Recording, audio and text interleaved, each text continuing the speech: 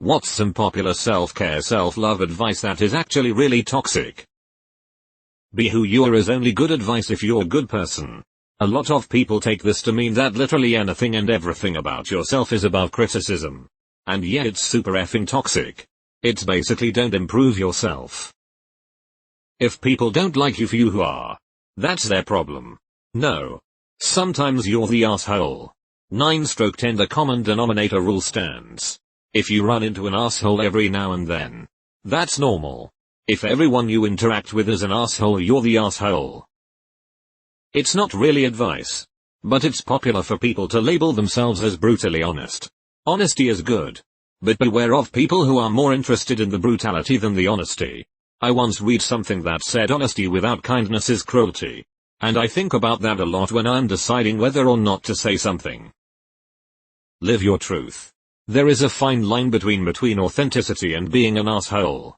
I've yet to meet a person who uses "I'm speaking my truth" who didn't clearly mean I don't care how incorrect or hurtful what I'm about to say is. If you don't accept it, you're disrespecting me.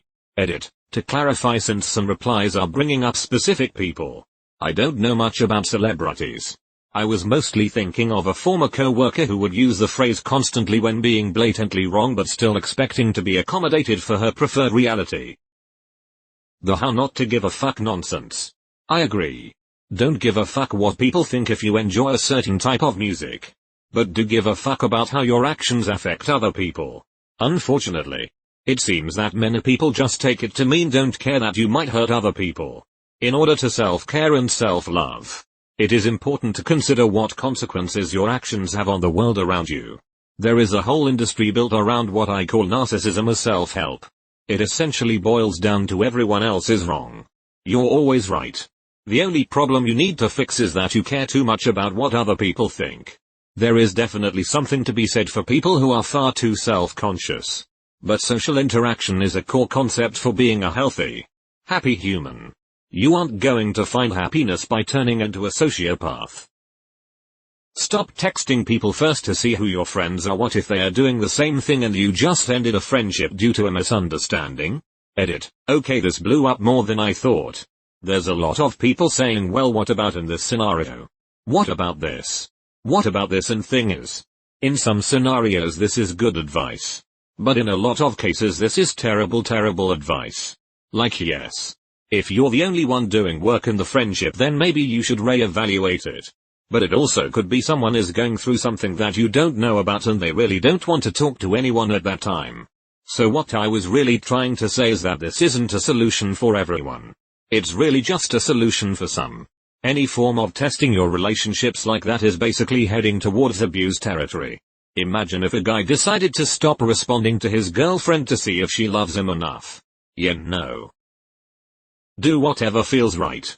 Sometimes what feels right is cutting your veins open, but that's not gonna heal you. There's also the problem that sometimes we have to go through some unpleasant things in the short term to get worthwhile benefits in the long term. If you always avoid things that make you uncomfortable, you're probably stunting your own growth. Follow your heart. Honestly, this statement almost never works. Sometimes love can be toxic. And maybe the correct decision is painful. Maybe it pains you to leave someone. Your heart shouldn't rule you. Edit. First, thanks for all the feedback on this. I enjoy seeing what others think on this issue. But seeing what a lot of people are saying, response, I wanted to clear some things up. First off, I'm not saying to never follow your heart. And to always pick the typical logic route. Sometimes risks are good. Whether it be with taking a risk for a new job or starting a new relationship. What the point I was trying to get across is not to follow your heart blindly. Use logic. If there is a bad situation, get out. No matter what your heart thinks. Your heart is stupid. Listen to your heart but follow your head. Guilt is a wasted emotion. Pretty sure it was Wayne Dyer who published this nonsense in the 80s. Having at least some guilt is a good sign that you're not a psychopath. The way my doc phrased it makes total sense to me. Is this emotion useful? In the case of guilt, ask yourself if it's useful to you. Does it help you learn something? Change a bad behavior? Prevent you from hurting someone in the future? Then it's useful. If you're feeling guilty over something and you analyze it, and come to the realization that it's not useful, likely because you legitimately shouldn't feel guilty about it, Then allow yourself to let go of the guilt. It works well with almost any negative emotion I may be struggling with. Edit. I should add that I am by no means a master at this. It certainly can be a struggle. But it does help quite often. Show them what they're missing. No. Just do better for yourself. I feel like spite is a great motivator for starting an activity strong. But it's not reliable over time. Edit. I have learned that some people can be purely motivated by spite. Once you fall out of love with someone, you cannot fall back in love with them. Worst advice I ever got. I'm so glad I gave it a second try. True enough. People change and develop all the time. In 20 years' time you're two completely different people. With new experiences. Wisdom. Education. Pressures. Interests. B. The idea that you can't fall back in love with someone was probably made up by the most stubborn types of people who fail to see how anything can change. And why they ever should try. Any kind of advice that tells you to test friendships by withholding contact to see if they'll notice or straight up tells you to drop friends that don't reach out to you regularly. This is a very selfish and passive-aggressive thing to do. If you miss your friend then call them up. Don't play cat and mouse games. Maybe they have shit going on in their lives. The world does not revolve around you. I don't mind being the one to reach out. When I'm clearly the only one reaching out. I do wonder how much the person actually values me. Not in a fuck you and all the other shit you got going on way, but more like, if you aren't reaching out to me, I just sort of wonder why we're friends. The sort of positivity that relies on dragging other people down. I see it the most around body image issues in particular, but can apply to other things too. And I just think it's really sad. It doesn't solve any of the underlying issues. Just makes more people feel rubbish about themselves. A lot of positivity movements tend to build up momentum by bashing the other side, which isn't the best way to do things, usually. I am an overweight female. I am not curvy. I have very narrow hips and I have a very solid build. I am no more or less a woman than someone who is slender or petite. I can accept who I am without bashing others. Also, just because I can accept who I am body-wise, doesn't mean I don't strive for a healthier life and weight. Find a job you love. And you'll never work a day in your life. First of all, even a job you love is going to suck. Often. That's why they pay you to do it. This advice leaves you feeling like a failure whenever you have a bad day at work. Plus, there's a lot of value in working for a living and finding your satisfaction at a more personal level. I love what I do. And let me tell you something, I've worked some days. Brian David Gilbert. Cut off anyone that doesn't bring you peace. Obviously this applies to people who are constantly, deliberately making you miserable. But a stressful situation or argument with a friend that you care about doesn't count if you haven't attempted to work it out with them. Why are you sad? You have everything to be happy. Even if there's few happy things in your life, you don't need to be ashamed to feel sad or depressed. The shit parents tell you when you say you are depressed, skull. That you should expect unconditional support, love and acceptance from friends or romantic partners. Popular idea. But if people really care, they will tell you when you are harming yourself or others rather than just keep the vibe chill. Unconditional support does not mean they go along with whatever you want. It means they care about you and support you. Even when you make bad decisions. And sometimes, supporting you means telling you how it is. Just be yourself. Myself is a guy who likes to work minimum wage. Part-time jobs that require no mental input. And then spend the rest of his time playing video games and eating junk food. He's overweight. Underpaid. And has no interaction with his friends or family. I don't want to be myself.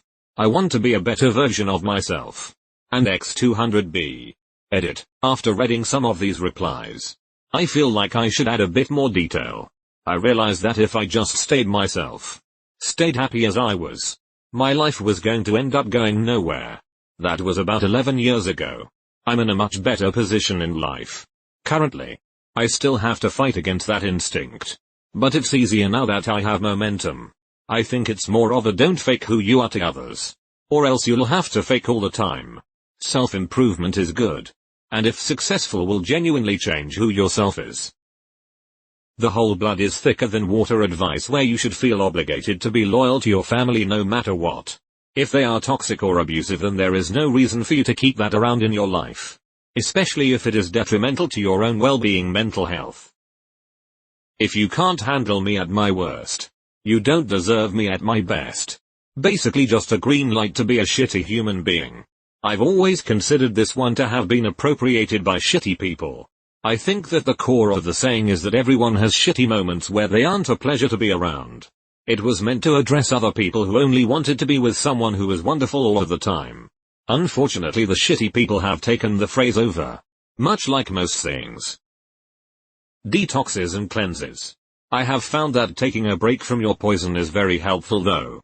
When you come back to it you get like 10x the effects cause your tolerance resets. Be a bad BTCH. What kind of life are you living? A Wattpad story? Is your dad a mafia? I don't understand some people. Edit. I know that means be self-assured and be confident. I just think that is not a good way to tell someone to be confident. Please don't hate me. Thanks. And thank you Kevin 24701 for saying that. No proper person should want to describe themselves as bad unless they are just selfish. No. A Wattpad story would involve being sold to One Direction. Happiness is a choice. Damn. I must be choosing depression then I guess. Edit. I'm not saying it's flat out wrong. This is actually good advice. The problem is that it implies a lot more. It being phrased better would solve a lot of the issues I have with it. Especially in regards to depression and other illness. You Jasniki put it into better words than I could. Your choices directly affect your happiness would be better. Not as catchy but much better without the same implication. People who are saying that it's somewhat true. That's what I'm saying. People trying to actually me are essentially repeating what I said lol. The really irritating thing about this is that they've oversimplified legitimately good advice into bad advice. Your choices directly affect your happiness would be better. If people can only get their head around a damn catchphrase. Eating well, exercising, and balancing your work-personal life responsibilities will for sure help. But the quote you mentioned implies that mind over matter means you can bypass all that stuff. Or that nobody is chronically and severely depressed. This is a cure. Shows a picture of the woods. This is poison. Shows some antidepressants. Shut the fuck up. Some people need antidepressants to function. Going for a walk in the woods will not just magically cure your depression. If you can't make your own neurotransmitters, store-bought is fine. Pill. The advice being quoted in here are toxic when taken as absolutes. It's not bad advice if you use it as one viewpoint among many, and balance it out with others. Astrology? I'm glad it gives you comfort, but if you start basing life decisions on the effects of the stars, you're probably going to have a bad time. When people say no one is too busy to talk to someone they care about. This is so toxic to expect people to talk to you every day. Yes. Sometimes people have other stuff going on in their lives. It doesn't mean they don't care. Anything is possible if you work hard enough. No, not everything is possible. You're not going to be the new Nelson Mandela, fucking president of the USA or the new pop artist. I'm sorry to tell you, but it's true. For every person who says all my dreams came true because I worked hard and believed in myself, there are dozens more who can say I worked my butt off but it just didn't happen. I do believe that the chances of bettering your life through hard work are high enough to make it absolutely worth it, but there is a massive gap between better is highly likely and anything is possible. The knee-jerk dump. Essie's probably, definitely, cheating on you advice you get in our relationship advice. This sub is many older, at times even married people, asking for relationship advice related to complex relationship problems. The top post is usually just dump them. As written by a teenager with a ton of karma. Always trust your feelings. This advice is everywhere. No. Oftentimes our feelings require introspection to work through them and make positive change. Nobody needs psychiatric medication. Just go outside for some fresh air and listen to the birds. YOLO. No. You only die once. You live every day. Edit. My very first gold. Thank you. The girls who are always posting about treat yourself or if he doesn't treat you like a queen emoji, it's time to find a new one. No one is bad financial advice. If you know you can't afford something, don't do it. And the other is not how partnerships work. You should be each other's best friends. Not worshipped like he's your subjects desperate for your approval. If your ideal relationship is one of superiority instead of equality, then you probably have mental health issues. Personally, I use treat yourself as a way to remind me it's okay to spend a little on myself every now and then. Nothing crazy. But that if I want to spend $20 on something, it's okay. Live every day like it's your last. Okay, I didn't show up for work and I robbed a bank and now I'm in jail. Why did you rob a bank on the last day of your life? What good do you think it was going to do? If they can't handle my worst, they don't deserve my best. Funny how those people are always at their worst. You should never feel bad or uncomfortable. How do you ever learn and grow? NGL, I've never heard that. You have to love your body. Motherfucker, I'm short, bald, ugly, and I have chronic pain. My body betrays me at every turn. Fuck that guy. If you can't love yourself, how are you going to love anybody else? Can I get to know men? I love my girlfriend. I love my friends. I love my family. I love my cat. Still don't love myself, but that doesn't make my love for others any less meaningful. As someone who is loved by a person who frequently struggles to love themselves, yes. Thank you. I feel as loved as I've ever felt, and I can love her enough for the both of us in the meantime. I think it's hard to accept love when you feel you don't deserve it. And this phrase may well have stemmed from that toxic mindset of how can I love someone when I am clearly unlovable. It's actually much easier to at least like yourself when you have people around to remind you you're worthy of it. You can be anything you want if you try hard enough. Some people have gifts and talents that other people don't. That's the reality. And even though hard work will get you far, there are points where you need to acknowledge that you won't be the best at everything. Even if you love what you do. And you aren't cut out for every vocation. Anything with detoxify in the description. If you have a liver, you already do this. A juice cleanse isn't going to make up for your bottle of vodka and may even make it worse. Stop looking for love and it will come to you. Maybe that works if you're naturally attractive and naturally interested in things that enhance your attractiveness, i.e., working out, makeup, fashion, whatever. But if you're shy, introverted person of average to below attractiveness, this is good advice to stay sad and alone forever. Only people that watch too many fucking Disney and Lifetime movies believe that shit is true. Everything happens for a reason. Enough said. I think. For lonely people, you can't love others until you learn to love yourself. While having self-respect is important in establishing a healthy relationship, to some this can lead to a downward spiral of feeling unlovable because they're incapable of self-love. Absolutely agree. This implies that unless you love yourself, no one else does, and that is what's supposed to happen, validating abuse, and belittles the importance of the people that already support you. Sometimes you can't see your value until someone else does. And that is okay. This advice also makes it sound like you have constantly toot your own horn in front of people to get them to love you. If someone actually did that, it would be a turn off. Live like you were dying. Wait. After quitting my job and burning all my money traveling, and I'm not dead afterwards, how am I supposed to pay my bills now?